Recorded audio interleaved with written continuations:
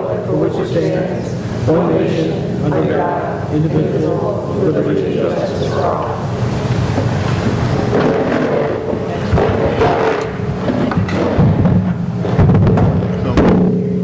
Careful, everything's very sensitive tonight. So first thing, I want to thank all the board members for taking time to come out for a special meeting so Mrs. Anzalone can present some of her plans to us. But before we get started on that, we do have a couple things we have to take care of. So I make a motion that the board enter into executive session to discuss the finance director contract, the administrative MOU, and a potential employee discipline issue. Second. Discussion? All in favor? Aye. Opposed? Motion carries. We'll be back in a few minutes. Where are we going? Go to the library. Okay, everybody make it back? Kristen made the motion, I said. Okay, we do have one quick bit of business here we have to take care of. I make a motion that upon the recommendation of the superintendent, the 8th grade overnight field trip to Cleveland today and tomorrow will be approved. Second. All in favor? Aye. Opposed? Motion carries. May I just have some discussion on that? You can have all the discussion you want about that. It is tonight, and it was a real concern to me yesterday when I was notified that we had a trip that was going overnight tonight to Cleveland, Ohio that had not been approved by the principal, by the finance director, the superintendent, or the Board of Education. And so the problem for me is not just in the approvals of all of that, but it's also in the bus, in the tour bus being safe for our students, to meeting educational regulations for our kids, for our transportation director knowing that someone needs to come out and certify the bus and the bus drivers. Up until last night at about 9:30, we did not have an abstract for a bus driver for that tour bus that would meet educational regulations. And so this was a good, I would say, 12-hour feat on our part to get that trip to the point where I could ask you to do a motion. This is incredibly important for everyone in the school to follow the protocols on the paperwork so that we're not jumping hoops at the end and putting our kids at risk. So, thank you. Thank you. Okay. All right, with that, we turn the presentation over to Mrs. Anzalone to talk about her plan.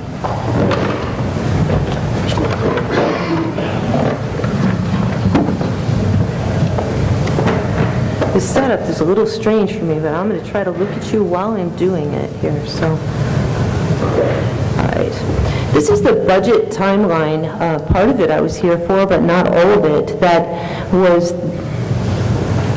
encompassed this year for trying to create a budget for a budget vote next Tuesday. As you can see in the fall, the buildings and the departments actually started their general budget planning. In January, we started to have some change within the administrative ranks, which left holes of people who would lead up the budget conversations. Nevertheless, in February, with an acting superintendent, with Rich Schaefer, whom I thank, we started our budget meetings in February, 2 of them, actually 3 of them. In the end of February, Lisa Almasi, who was the finance director, also left, and Lorraine Ingrassi came in as the interim March 1st. Obviously, whenever there's a transition for a teacher or for an administrator, there is a hole which she tried really hard to fill quickly. Another budget meeting on March 18th. I began also on that date. That was nice of you to have a budget meeting my first day, by the way. A budget survey that went out, followed up by a workshop that was here March 23rd with breakout sessions, 2 more budget meetings, a budget hearing on May 7th, and then tonight, which is our final budget presentation. And I thank you for coming so that I can present this to you with some more detail than what I had the last time, and then a budget vote on Tuesday. These are the major expense changes that we see within our books right now. If in fact everything were to just simply roll over from one year to another one, the increase in salaries at 5.6%, retirement contributions at 18.1%, and that is set by New York State, healthcare coverage, and the other is everything that does not encompass those 3 columns. So this could be a debt service, it could have something to do with our Cogen plant, and what you'll notice is a negative sign in front of it, saying that it was actually less of an expense that we had anticipated. Does that make sense? You okay? All right. We started out with an initial budget gap of 1.7 million. I know there's been conversation about what that 1.7 million was or is, but basically speaking, if we were to just simply go from a revenue and an expense perspective, that's how much money it would have cost us. When we take a look at it in a line graph, and this line graph is so incredibly important, and I apologize that the numbers are kind of embedded in the lines. In a couple of years, those numbers will have plenty of room if, in fact, schools keep doing what they're doing. But the blue line is the expenditure line, and the red line is the revenue line. As you can see, back in the late 2008, 2009, honestly, our revenue line was so significantly higher. I mean, even in my role as a principal at Grand Island, we had more staff than we ended up with just simply because we could. And then we started to phase it out over time, 0.4, which would be like 2 sections, or 0.2, which was 1 section. But this is Eden's numbers right here, and you can see in 2011-12, we actually had a match between revenue and expense. But what started to happen with the state of New York is that the revenue source started to diminish and get smaller and smaller, but the expenses, just by rights of what we have with healthcare, what we have with just salaries increasing, and what we have with anything to do with pensions, will just continue to increase if you don't even change anything at all. But this picture is something that is being shown across almost all school districts in New York State, because this increase in revenue and expenditure is exactly what is happening when we depend on using state aid and fund balance to balance our budget. As a matter of fact, if you're watching the news right now, there's a very well-known and very wonderful school district in the North Towns who is having the same problem and who's going out needing a 60% vote with a 9% increase in major program cuts, because they did just that. They depended on trying to balance the budget with diminishing state aids and using more of their fund balance and revenues. Any questions on this one?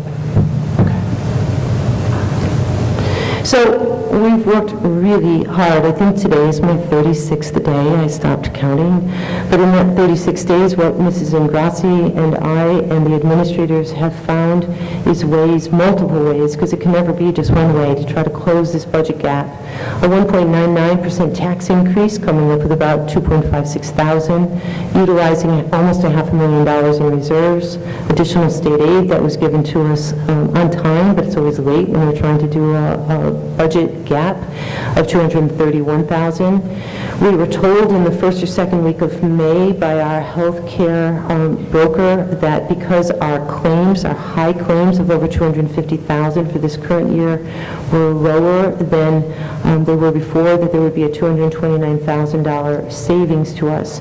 This is important to note on this health care because it is good for 1 year. So what we have to do is we have to budget that $229,000 for each year, because we really don't know what will happen with high claims, and a high claim is considered $250,000. Staff expense reduction, this would be a loss in staff or an administrative expense reduction, coming to that gap, that bubble that we had a moment ago of 1.7 million.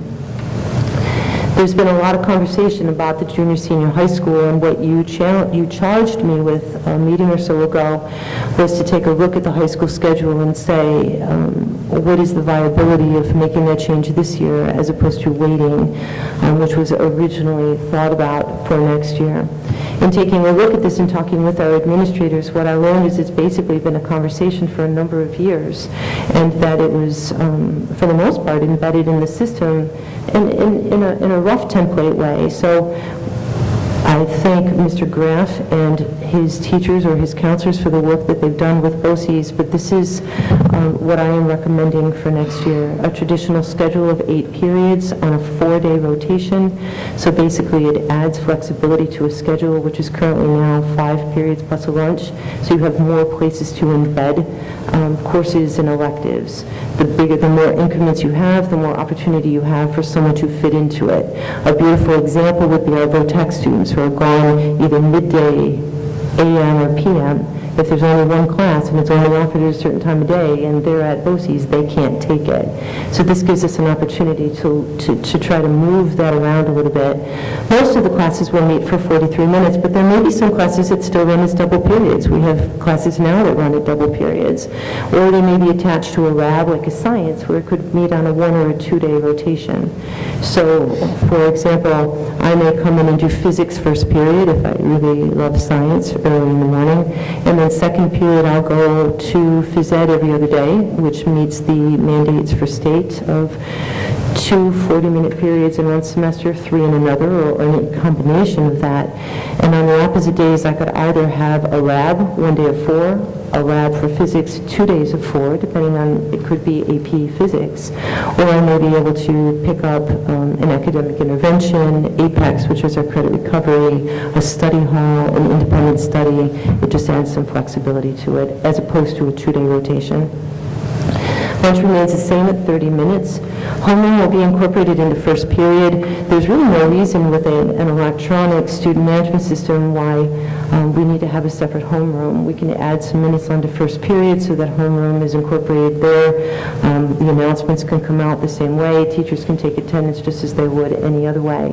The old model of homeroom being on its own was based on hand sorting alpha attendance, which we don't need to do anymore. I believe that this will create a more balanced class size between 22 and 26. And what I have asked Mr. Graff to do in the system, which is called Power School, is to load the classes at 24 or 25, which will give you plus or minus 1 or 2, and try to balance them. The more increments we have, the more likely we are for the system to load it in a balanced fashion. So it'll get to 24 or 25, and then it'll go to the next session and load it at 24 or 25 and keep going. This is an opportunity for students to take a study hall every day if they want to for 43 minutes. I know that there was a lot of conversation about advisement, resource room as well, academic intervention, and so if students are really interested in taking 7 classes, academic classes, and their lunch, then they have room for that study hall, 1 period a day or 43 minutes if they choose. And then better access to the electives just simply because I have more places to put them. And Mr. Graff is working on trying to create that template so that he knows where all of these will go. I recognize the fact that there will be some courses that are low enrollment that are not being offered, and so students will have an opportunity to go back and say what courses they would really like to get into or add, just noting that they have more periods in a day. All AP classes that are running this year will run next year, and all college credit courses that are running will also run next year. You've heard me say, and many other people have heard me talk about equity.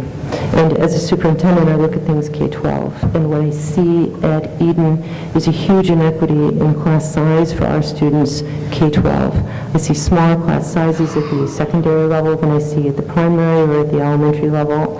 And I believe it's my responsibility to make sure that we're always focusing on equity at the kindergarten as well as the 12th grade. So having said that, what I've noticed in our elementary and primary classes is that we have many classes that are between 23 and 25 students, but at our junior senior high school that there are 60 classes right now that are running with less than 12 students, and if in fact I extrapolate that out to 13 to 18 students, there are actually 90 classes that are running with that few students. These classes do not include AIS, which is academic intervention, any of our special education self-contained classes, or include our science labs. So at the bottom where it says a better utilization of staff at the secondary level or grades 7 through 12, what that has allowed us to do is to retain the new teacher at GLP that was hired mid-year this year, which in fact reduces class sizes at the primary level. And I did see the broadcast on that around December, January, and I know a lot of work was put into that and thought, and to replace one of the 2 retiring teaching positions in technology. Questions? Also allows the replacement of the retiring teacher in elementary. What Mr. Sweeney just stated that I missed is that it also replaces an elementary teacher that is retiring. Is that what I heard you say? Yes. Okay. It maintains. Courses that will not run for the 2013-14 school year. Most secondary schools will take a look at enrollment and have a guideline that is set either by the principal or by the Board of Education of courses that will not run if in fact they don't meet the minimum number. So for example, at Grand Island, my number was 15. After that, we seriously looked at courses to see would we still run it anyway. So if it was 14 or if it was 12. So for example, if it was the 5th year of a course and the students have used every year at Eden, that would be German. So a student took German in 7th grade, took it in 8th grade, 9, 10, and 11. It would really not be very fair to say to a senior wanting to take Hilbert German, I'm not running it because there aren't enough students. And as a matter of fact, I have asked, and Mr. Graff has stated that Hilbert German will run next year, and there are 3 students who are going to attend it. It is only fair, though, for me not to drop that course, and that would be in keeping what I would always have recommended, and I agree with Mr. Graff. These are courses that are not slated to run by next year due to student requests.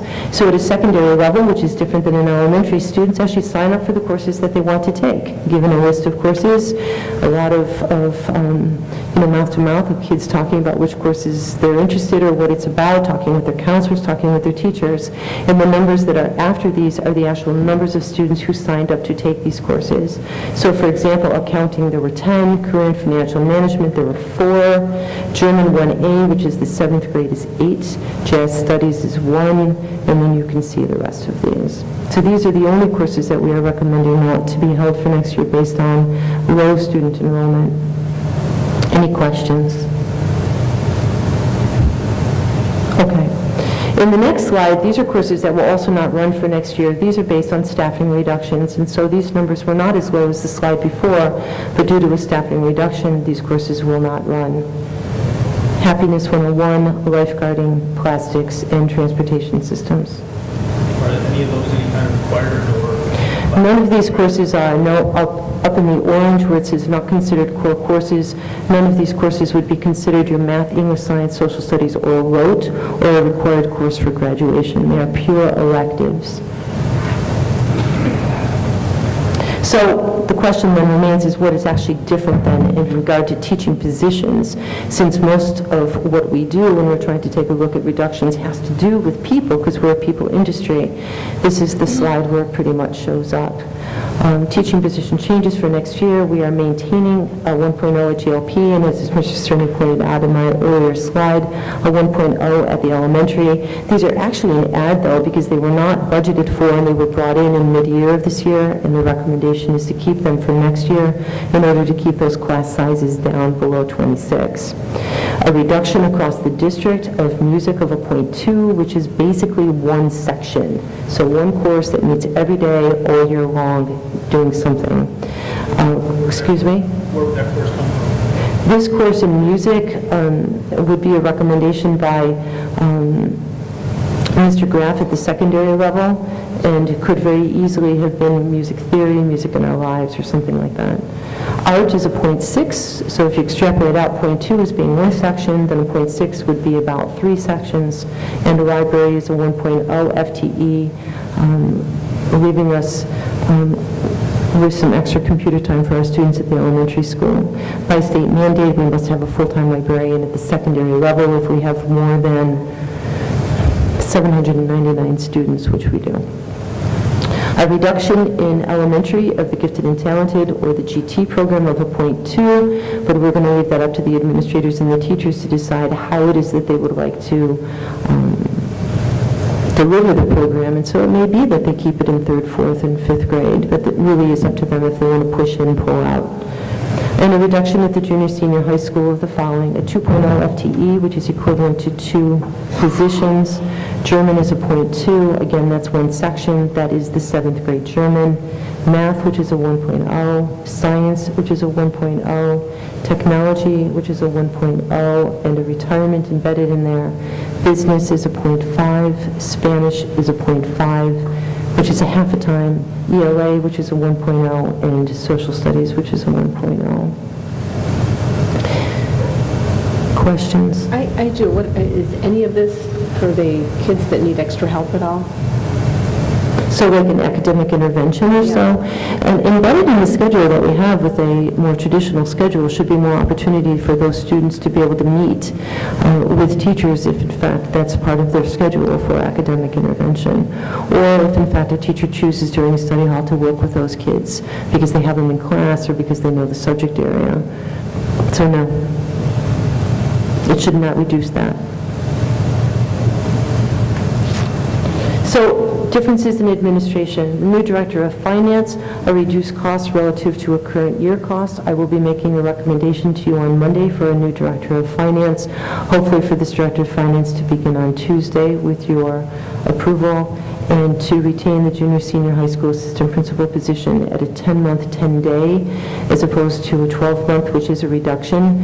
And the reason that I say that is because in moving to a traditional schedule with students out in the hallways every 43 minutes, there'll be a lot more movement, a lot more confusion perhaps for a year or so, and I just believe that it's important for us to have as many bodies, including teachers in the halls, as we possibly can while we transition through. Questions on this one?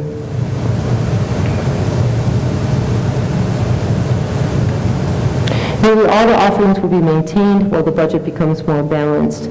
The average class size in elementary and GLP, because of the 2 positions that were added in this year that weren't budgeted for, the junior senior high school assistant principal, all sports teams, the musicals, the plays, all individual music lessons, which are grouped, more than 95% of the course offerings at the high school, all the AP classes and college credit courses that we teach now, the GT program, two bus runs, which is the elementary and the secondary, all but 4 extracurricular advisorships, which is the 7th and 8th grade class advisor, the SAFE advisor, and a weight training advisor. And improvements as we move forward in meeting the goals of the board for becoming a much more rigorous academic institution would be to take a look at our courses in terms of enrichment as opposed to just accelerated courses and the availability of electives.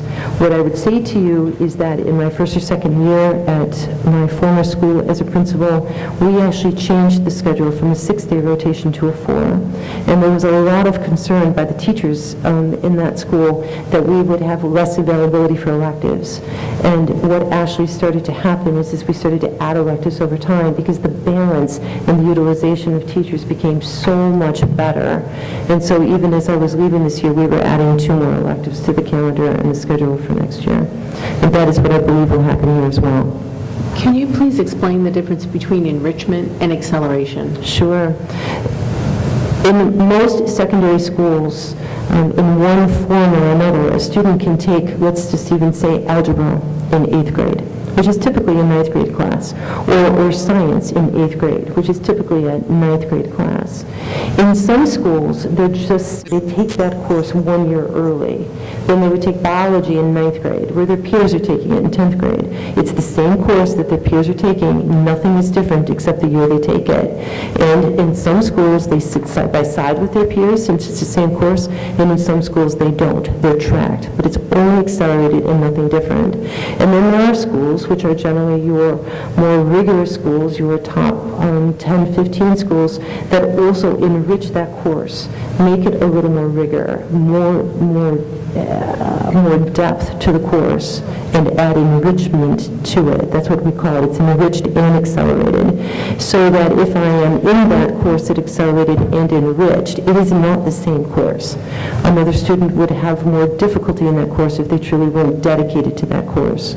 When I hear of enrichment, I think of a bus trip here or a museum there. Is it enriched right in the classroom? Or It should be enriched right in the curriculum of the classroom. So deeper, perhaps more dedication on their own time after school, more accountability for homework, more reading, more writing, deeper materials, more in depth in terms of research. Do you have to have more qualified teachers for that?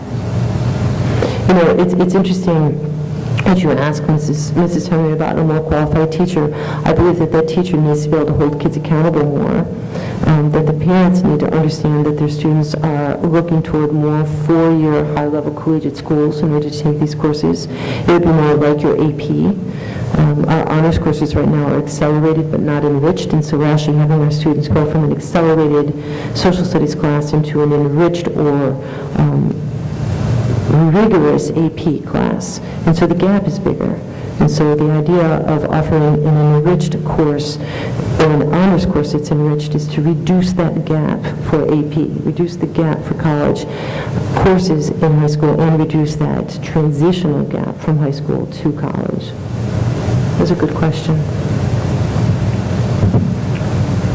Other questions? Okay.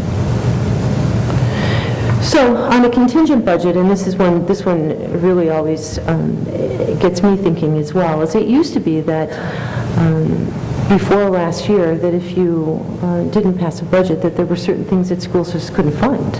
But that's not the case anymore. Before the New York State cap law, districts could adopt a budget that was 120% of the CPI, but beginning last year, districts that have an unsuccessful budget vote have one more chance for a revote. Statistically speaking, votes that go up for a second vote have more no's than they did the first time, and a second unsuccessful budget vote will result in a 0% levy increase, which would necessitated even a $256,000 cut.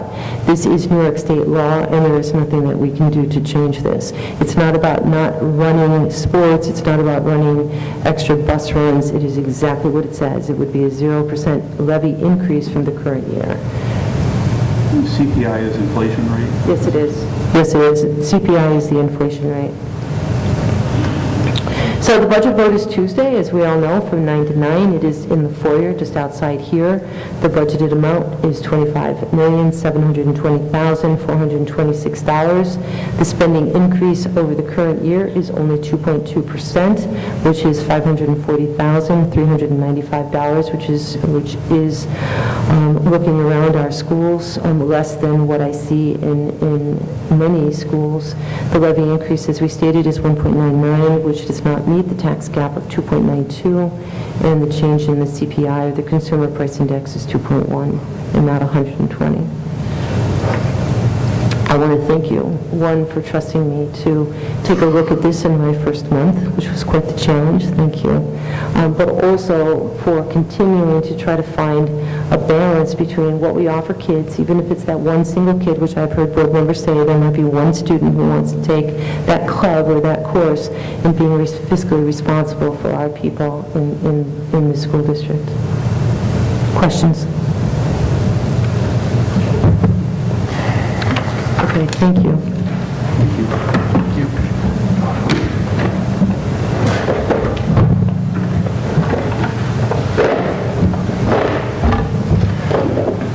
Great. Thank you, Sandy. Excellent presentation. You're welcome. That's it. Anybody else have any additional questions for Sandy? No? No? Okay, next board meeting is Monday evening at 7 p.m., and Tuesday is the election and budget vote, as Sandy had already mentioned. So, Mr. Sin, may I ask a question? Yes. There is a question about the board meeting on Monday, if it's a regular board meeting? it's a regular scheduled board meeting, yes. Okay. Yes. Okay. No? Okay. I make a motion to adjourn. Second. All in favor? Aye. Opposed? Motion carries. Thank you for coming.